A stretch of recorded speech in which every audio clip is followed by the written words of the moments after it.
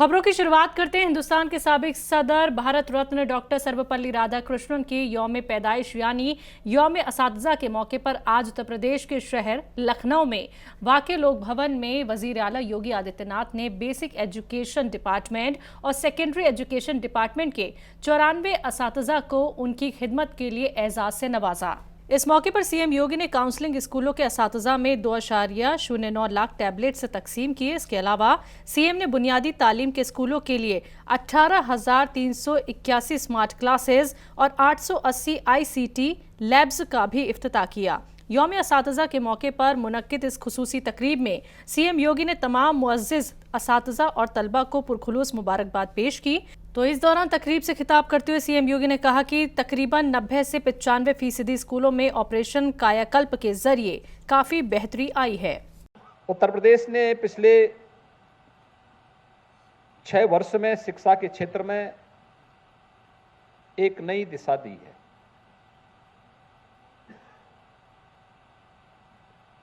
Operation कायाकल्प के माध्यम से लगभग 90 से 95% विद्यालयों में काफी गुणात्मक सुधार देखने को मिला है। छात्र छात्राओं की संख्या में वृद्धि हुई है। शिक्षा की गुणवत्ता में भी काफी सुधार हुआ है और ये केवल विभाग के स्तर पर नहीं, आज ये राष्ट्रीय स्तर पर भी स्वीकारा जाता है। इन सभी बातों को लेकर के प्रदेश के अंदर कानून व्यवस्था और सुरक्षा का बेहतर वातावरण प्राप्त होने से प्रदेश में निवेश भी बढ़ा है, नए उद्योग लग रहे हैं और मैं विभाग से कहूंगा कि स्मार्ट क्लास केवल उच्च प्राथमिक विद्यालय और कस्तूरबा गांधी विद्यालयों तक ही सीमित न रहे, बल्कि प्रत्येक प्राथमिक विद्यालय में भी हम इसको लगाने की दिशा में कार्य कर सकें। इसके लिए CSR की धनराशि से हम प्राथमिकता के आधार पर इस कार्यक्रम को आगे बढ़ा दें और प्रयास होना चाहिए। मैं तो बार बार कहता हूं, आत्मा को थोड़ा जागृत करने की आवश्यकता है। लोग सहयोग करने को तैयार हैं, लोग सहयोग करेंगे इस दिशा में। पुरातन छात्रों का सम्मेलन हो जाए, उन पुरातन छात्रों से, गांव से जुड़े हुए लोगों से, शिक्षा विभाग और प्रशासन से जुड़े हुए अधिकारियों से, जनप्रतिनिधियों से, किसी से भी आप कह देंगे कि स्मार्ट क्लास को वहां पे स्थापित करने में कोई समस्या नहीं, बहुत महंगा भी नहीं। लेकिन ये उन बच्चों के जो बेसिक शिक्षा परिषद के विद्यालयों में अध्ययन करने के लिए आ रहे हैं, उन बच्चों की सोच को एक नई ऊंचाई देगा, एक नई उड़ान प्रदान कर देगा, उनके सोचने के तरीके को बदल देगा। दिल्ली हुकूमत इलेक्ट्रिक बसों की तादाद को बढ़ा रही है और दिल्ली के लोगों को एक बार फिर इलेक्ट्रिक बसों का तोहफा दिया है। इस सिलसिले में आज दिल्ली के LGB के सक्सेना और दिल्ली के वजीर आला अरविंद केजरीवाल ने IP डिपो में मुनक्किदा एक तकरीब के दौरान 400 इलेक्ट्रिक बसों को हरी झंडी दिखाकर रवाना किया। आपको बता दें कि 400 नई इलेक्ट्रिक बसों के आने के बाद अब पूरे मुल्क में सबसे ज्यादा बसेस दिल्ली में हैं। 12 मीटर लंबी इन फ्लोर इलेक्ट्रिक AC बसों में खवातीन के लिए खास पिंक सीट, हिफाजत के लिए CCTV कैमरे, पैनिक बटन, GPS और लाइव ट्रैकिंग, माजूर अफरादों के लिए बस नीलिंग टैंप जैसी कई जदीद सहूलियात मौजूद हैं। ये बसें आज ही से दिल्ली की सड़कों पर दौड़ने लगेंगी। दिल्ली के वजीर आला अरविंद केजरीवाल ने आज एक प्रेस कॉन्फ्रेंस के दौरान कहा कि कोई मुल्क का नाम कैसे बदल सकता है। G20 के दावतनामे पर प्रेसिडेंट ऑफ इंडिया की बजाय प्रेसिडेंट ऑफ भारत लिखा गया है। इत्तेहाद का नाम भारत होगा तो क्या भारत नाम बदल देंगे? और क्या कुछ कहा सीएम केजरीवाल ने, सुनवाते हैं। ऐसा कहा जा रहा है, इसलिए किया जा रहा है क्योंकि इंडिया नाम का कई सारी पार्टियों का एक अलायंस बना है जिसका नाम इंडिया है।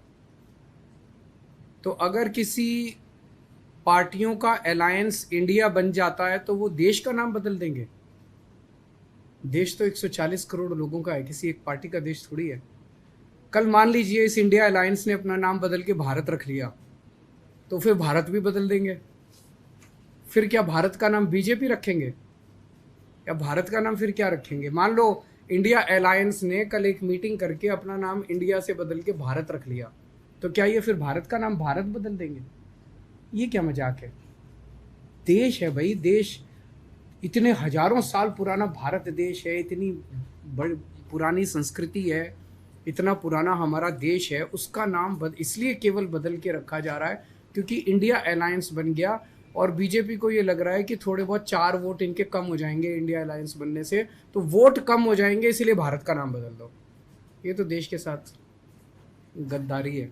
देखिए, इंडिया अलायंस का के लिए जो इनका रिस्पॉन्स है उससे लगता है कि बहुत ज़्यादा बौखलाए हुए हैं, बहुत ज़्यादा बौखलाए हुए हैं।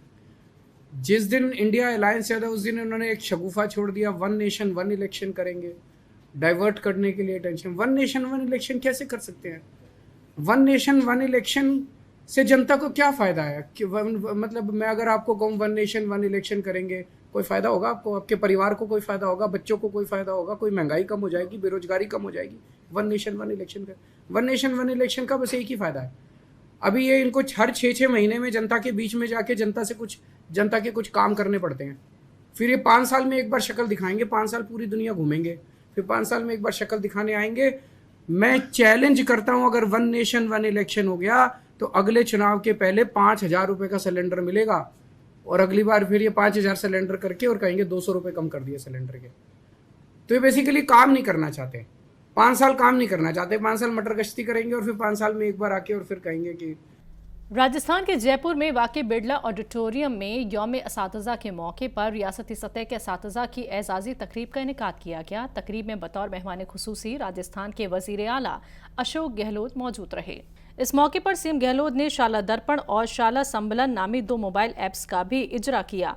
आपको बता दें कि इस दौरान सीएम गहलोत के साथ तकरीब में वज़ीर तालीम डॉक्टर BD कल्ला, वज़ीर मुमलिकत बराए तालीम जाहिदा खान, आला तालीम के वज़ीर मुमलिकत राजेंद्र सिंह यादव समेत स्कूली तालीम महकमा के सरकारी सेक्रेटरी नवीन जैन भी मौजूद रहे।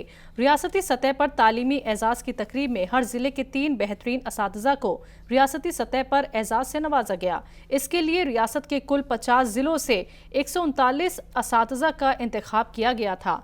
रियासती सतह पर एजाज़ पाने वाले असातिज़ा को तकरीब के दौरान 21,000 रुपये की रकम, तांबे की प्लेट और शॉल पेश की गई।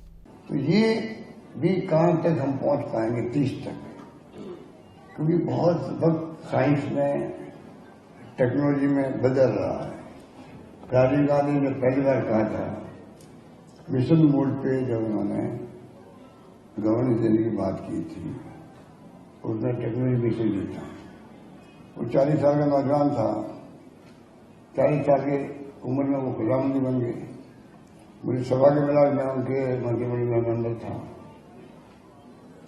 तो मुझे याद है कि वो उनकी भावना क्या थी, लोग समझ नहीं पाए थे।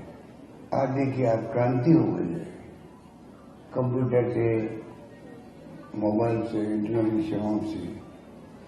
छोटे बच्चे घरों में 3-4 साल के बच्चे भी बगैर मोबाइल फोन रह नहीं सकते, माँ बाप के हाथ से छीन लेते। सही बात है, छीन लेते हैं और इतना सीख जाते, अपना सीख जाते हैं। गेम्स भी है, खुद की इंटरेस्टिंग चीजें अपना ढूंढ लेते हैं। समय बदल गया है, उनके साथ में हमें भी बदलना पड़ेगा भविष्य के लिए, बच्चों के भविष्य के लिए। और इसलिए अंग्रेजी स्कूल क्यों खुली है? मैं खुद बचपन में अंग्रेजी के खिलाफ था। क्या काम आएगी अंग्रेजी, संस्कृत क्या काम आएगी? बच्चे थे। आज महसूस करते हैं संस्कृत का भी महत्व है। मैंने मेरे वक्त में बचपन में जो संस्कृत क्लास में अवसर बजाते थे, क्या काम आएंगे? मेरे वक्त में राजस्थान में संस्कृत विश्वविद्यालय मैंने स्थापित किया।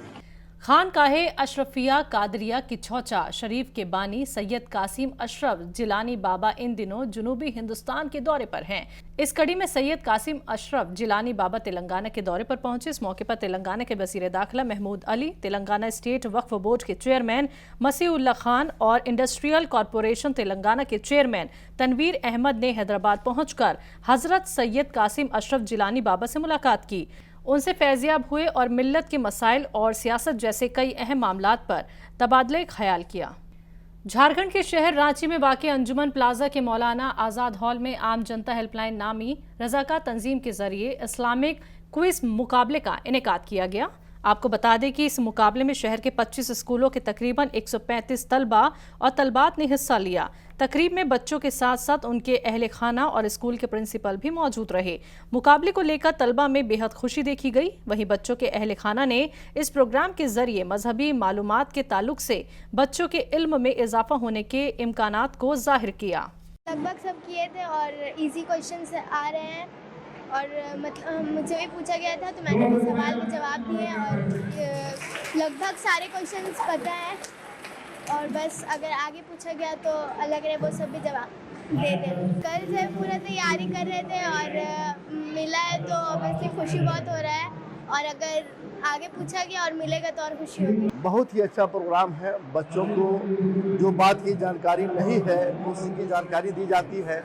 दीनी एतबार से आज हमारे जितने भी बच्चे हैं इनको हर चीज़ की जानकारी होनी चाहिए और हम लोग का फ़र्ज़ है कि अपने बच्चों को दीनी तालीम दें और दीन के बारे में सारी बातें उनको बताएं। अभी बच्चे की जहन में तुरंत ऑब्जर्व हो जाती है और यही बच्चे हाफिज़ कुरान बनते हैं, यही बच्चे आगे जाके आलिम बनते हैं, वकारी बनते हैं और बड़े बड़े आलिम बनते हैं और यही बच्चों के ज़रिए हमारे दीन फैलता है और एक अच्छा सीख मिलता है हमारे आवाम को। और एक जो भी ज़रूरत है नमाज के बारे में, दीनी तालीम के बारे में, इखलाक के बारे में, जो भी हमारे इस्लाम हमारे मजहब जो सिखाता है उसकी जानकारी हमारे बच्चों को पहले देनी चाहिए।